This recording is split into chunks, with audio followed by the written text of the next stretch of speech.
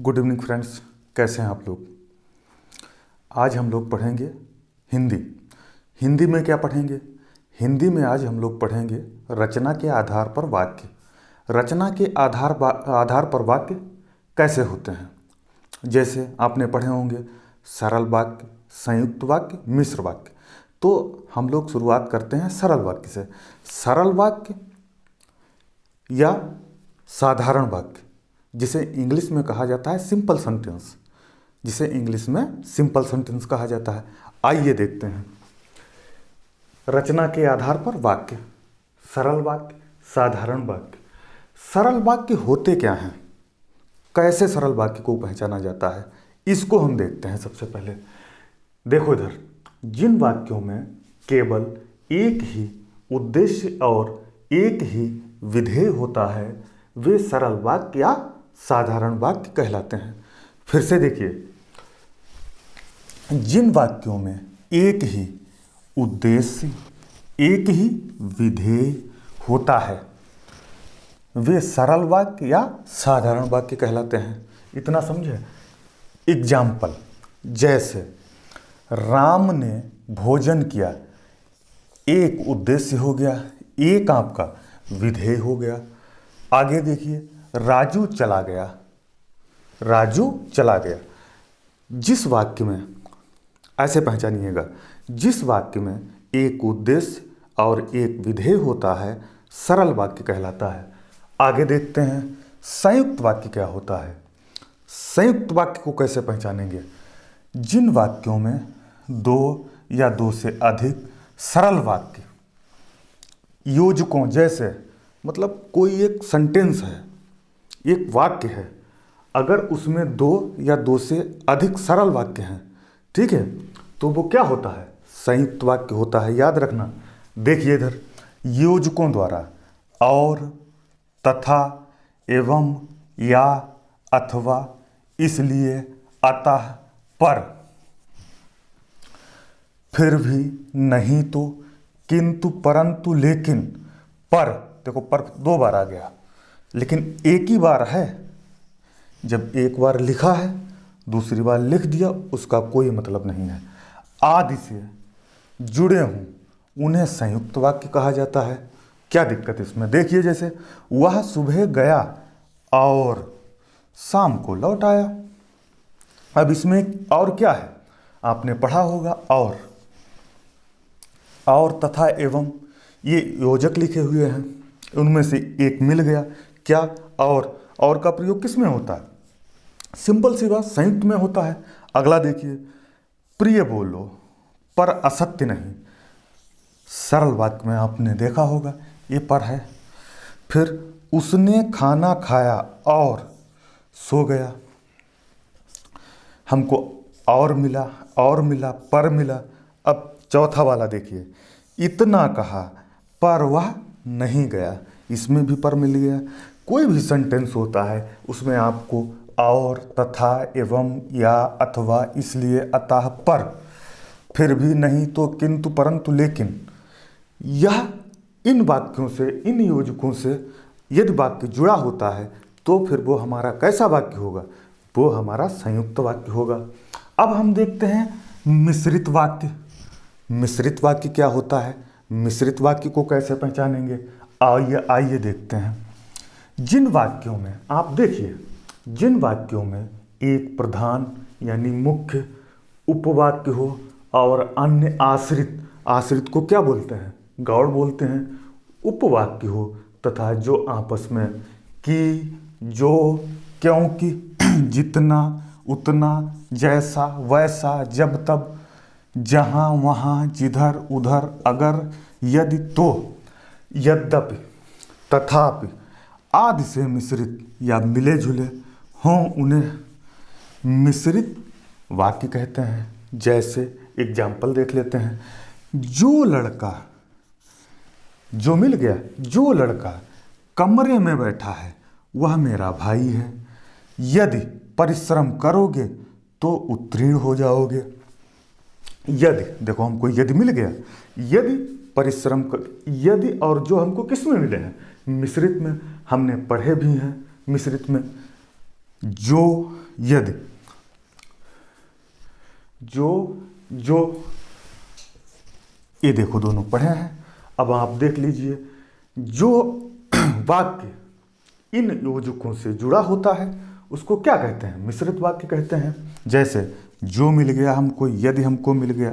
अब थोड़ा हम देख लेते हैं कि सरल वाक्य, संयुक्त वाक्य, मिश्र वाक्य, इनको, ये तो हमने पढ़ा है, लेकिन सरल वाक्य, संयुक्त वाक्य, मिश्र वाक्य, इसको हम समझते कैसे हैं? पहले हम देखते हैं सरल वाक्य। मैंने आपको बताया था, एक उद्देश्य, एक विधेय, फिर संयुक्त वाक्य, सरल वाक्य प्लस सरल वाक्य, मैंने आपको बताया है। सरल वाक्य, दो या दो से अधिक सरल वाक्य मिलकर संयुक्त वाक्य बनाते हैं। मिश्र वाक्य क्या होता है? प्रधान उपवाक्य, आश्रित उपवाक्य। अब देखते हैं कि प्रधान उपवाक्य क्या होता है। जैसे इसमें लिखा है बेटा, मैं कलम चेंज कर लेता हूं।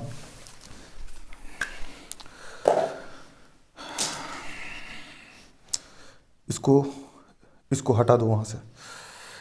देखो इधर, जैसे जो लड़का मेरे कमरे में बैठा है, जो लड़का मेरे कमरे में बैठा है, ये आपका क्या हो जाएगा बेटा? ये आपका हो जाएगा प्रधान उपवाक्य। और ये आपका मेरा भाई है, ये आपका हो जाएगा आश्रित उपवाक्य। उसी तरीके से ये आपका क्या हो जाएगा? प्रधान उपवाक्य। ये आपका क्या हो जाएगा? आश्रित उपवाक्य। कोई दिक्कत इसमें आपको? इसको अच्छे से नोट्स बना लीजिए। और इसके बाद हम क्या पढ़ेंगे? इसके बाद हम पढ़ेंगे भारत में बोली जाने वाली भाषाएं, भाषाओं के बाद, भाषाओं का, जो भाषाएं कहाँ से उत्पन्न हुई हैं, भारत में सबसे ज़्यादा कौन सी भाषा बोली जाती है और कहाँ कौन सी भाषा बोली जाती है, उन भाषाओं के बारे में विधिवत जानेंगे। जो कि एसएससी जीडी का एग्ज़ाम है, ठीक है, शायद 10 तारीख से एग्ज़ाम स्टार्ट, कल 10 तारीख है, कल से एग्ज़ाम बच्चों की स्टार्ट हैं। और आप लोग जब जाते हैं, जिनका 10 तारीख के आगे एग्ज़ाम है, क्लास के बच्चे हों या कहीं के भी बच्चे हों, मैं चाहता हूं जब आप एग्ज़ाम देने के लिए जाते हैं तो एक बार इसको देखकर ज़रूर जाएं, ठीक है। उम्मीद है आपको यहाँ से क्वेश्चन मिल जाएंगे। और एक विशेष बात ध्यान रखना है आपको, जब भी जाते हैं एग्ज़ाम देने के लिए, आपका सेंटर जहाँ भी होता है, अपने साथ में एक अच्छा कंबल लेके जाइए, ठीक है। कोई ऐसा, मतलब नए बच्चे हैं, जैसे अभी आप लोगों ने, कुछ बच्चे ऐसे हैं जिन्होंने इंटर क्रॉस किया है, ठीक है, कोशिश करें कि जैसे किसी भी शहर में सेंटर लगा हुआ है तो अपनी कोचिंग में, अपने आसपास जानकारी ले लें, कहीं ऐसा तो नहीं कोई दूसरा हमारा पड़ोसी या हमारा क्लासमेट, उसका भी सेम शहर, सेम मतलब जो है कस्बे में सेंटर लगा है। अगर यदि ऐसा होता है तो कोशिश करें साथ में जाने की, ठीक है। जब आप 2, 4, 6 लोगों के साथ में जाएंगे किसी शहर में, तो वहाँ पे एक अच्छा रूम लेकर, ठीक है, उसमें रात बिता सकते हैं। क्योंकि बेटा ठंड बहुत होती है और आपको ठंड से बचाना है। ये जो ठंडक चल रही है, ठीक है, सर्दियाँ चल रही हैं, इससे आपको बचाना है। इसलिए जब आप जाते हैं तो कंबल या कोई मोटी चादर लेके जाइएगा, ठीक है। तो आपको रात में आप रुकते हैं, आपको दिक्कत नहीं होगी। वैसे पता चले रात में आप जो है ठंडक की वजह से बहुत ज़्यादा परेशान हो गए, सुबह 10 बजे से आपका एग्ज़ाम है, ठीक है, तो उसमें गड़बड़ी हो सकती है। इसलिए इन सब चीज़ों का ख्याल रखें, ठीक है। अब हम इसके बाद क्या पढ़ेंगे? इसके बाद पढ़ेंगे भाषाएं पढ़ेंगे, भाषाओं के बारे में जानेंगे, ठीक है।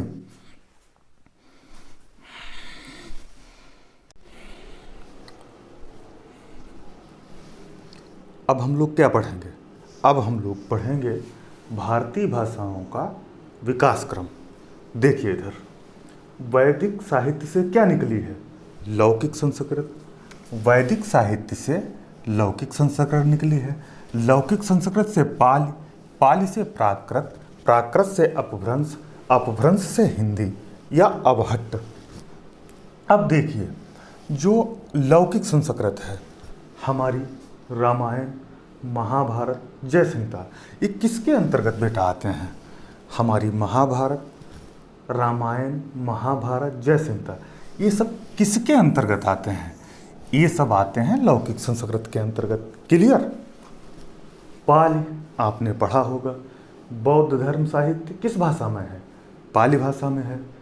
गौतम बुद्ध की भाषा क्या थी? पाली भाषा थी।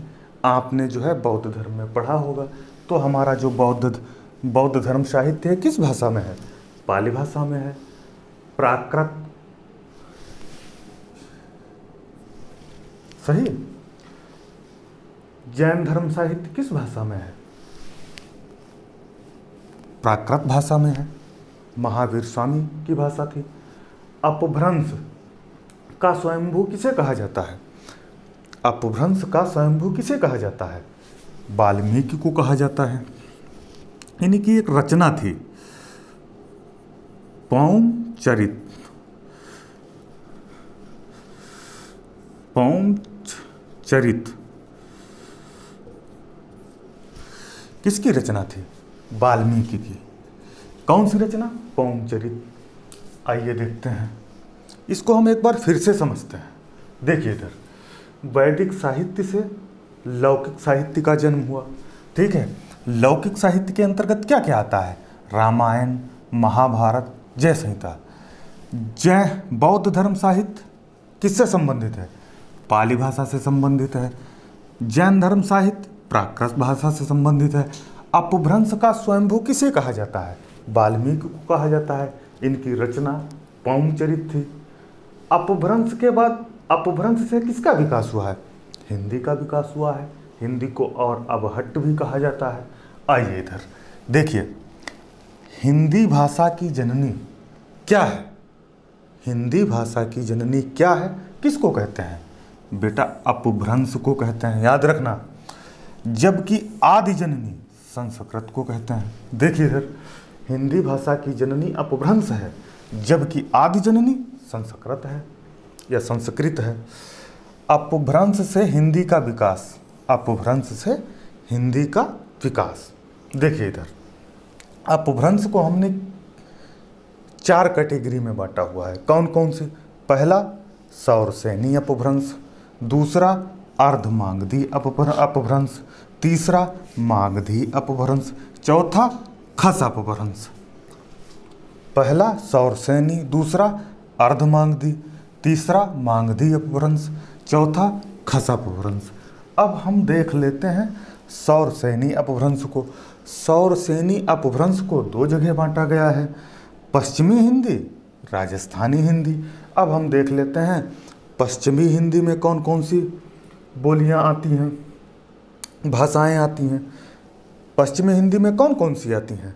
नंबर 1 खड़ी बोली या Kauravi, number 2 Brajbhasha, number 3 Kannauji, number 4 Bundeli, number 5 Haryanvi या बांगरू। फिर राजस्थानी हिंदी में जयपुरी, मारवाड़ी, मालवी, मेवाड़ी, भीली। फिर देखिए अर्धमागधी यानी पूर्वी हिंदी में अवधी, बघेली, छत्तीसगढ़ी। फिर मागधी अपभ्रंश में बिहारी हिंदी। मागधी अपभ्रंश के अंतर्गत बिहारी हिंदी आती है। अब बिहारी हिंदी के अंतर्गत कितनी बोलियां आती हैं? भोजपुरी, मगही, मैथिली। खस अपभ्रंश जिसको क्या कहते हैं? पहाड़ी हिंदी। इसके अंतर्गत कुमायूनी, गढ़वाली, नेपाली। एक बार इसको आप हमारे साथ में फिर से देख लीजिए। हम लोग शुरू से देखते हैं। भारतीय भाषाओं का विकास क्रम, वैदिक साहित्य से लौकिक संस्कृत। लौकिक संस्कृत के अंतर्गत रामायण, महाभारत, जय संहिता। बौद्ध धर्म साहित्य किस भाषा में है? पाली भाषा में। जैन धर्म साहित्य प्राकृत भाषा में। अपभ्रंश का स्वयंभू वाल्मीकि, रचना पौंचरित। अपभ्रंश से किसका विकास हुआ? हिंदी या अवहट्ट का। क्लियर?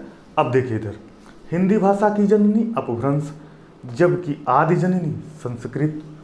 अपभ्रंश से हिंदी का विकास, ये अपभ्रंश है। इसको 4 जगह डिवाइड किया है, बांटा गया है। सौरसेनी, अर्धमागधी, मागधी, खस। अब हम सौर श्रेणी को 2 जगह बांटा गया है, पश्चिमी हिंदी, राजस्थानी। पश्चिमी हिंदी के अंतर्गत कौन कौन सी बोलियां आती हैं?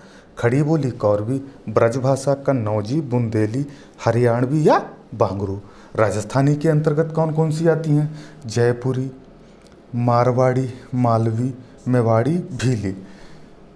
अर्धमागधी के अंतर्गत पूर्वी हिंदी आती है, इसके अंतर्गत 3 बोलियां आती हैं, अवधी, बघेली, छत्तीसगढ़ी। मागधी अपभ्रंश बिहारी हिंदी, इसके अंतर्गत भोजपुरी, मगही, मैथिली। भोजपुरी, मगही, मैथिली। खस पहाड़ी हिंदी के अंतर्गत कुमायूनी, गढ़वाली, नेपाली। इतना बेटा क्लियर हुआ। आप इसको जो है अच्छे से नोट्स बना लीजिए, बहुत ऑथेंटिक तरीका है पढ़ने का। आप इसको जो है, और आप चाहें किसी की परीक्षा दें, यूपी SSS में किसी का एग्ज़ाम देने, यहाँ तक कि PCS लेवल में भी, PCS में भी इन भाषाओं से, अपभ्रंश से सवाल आते हैं, पूछे जाते हैं। इसलिए आप इनका जो है एक अच्छा सा नोट्स बना लीजिए, ठीक है। इसके बाद कुछ और बिंदु हैं, उन पर हम चर्चा करेंगे। आया समझ में?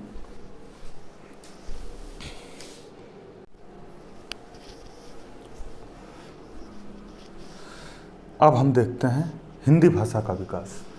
देखिए इधर, हिंदी विश्व की लगभग 3000 भाषाओं में एक है। हिंदी विश्व की लगभग 3000 भाषाओं में एक है।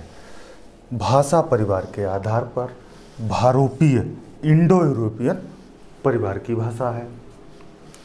भारत में 4 भाषा भारोपीय, द्रविड़, ऑस्ट्रिक व चीनी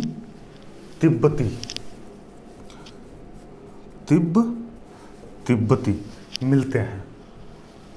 भारत में बोलने वालों के प्रतिशत के आधार पर भारोपीय परिवार सबसे बड़ा परिवार है। मतलब भारोपीय परिवार जो है, देखिए इधर, भाषा परिवार, बोलने वालों का प्रतिशत, देखिए भारोपीय परिवार का 73%, द्रविड़ का 25%, ऑस्ट्रिक का 1.3%, चीनी तिब्बती 0.7%। ये आंकड़े भी आपके लिए ज़रूरी है, इसलिए इन आंकड़ों का जानना बहुत ज़रूरी है। आई बात समझ में? आज इतना हुआ है। अब हम लोग कल जो नेक्स्ट क्लास होगा, ठीक है, उसको कल देखेंगे।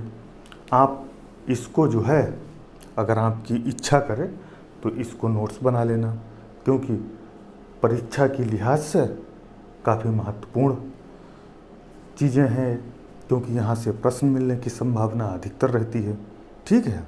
और बाकी क्लास अपने अगले दिन अपने समय पर होगी।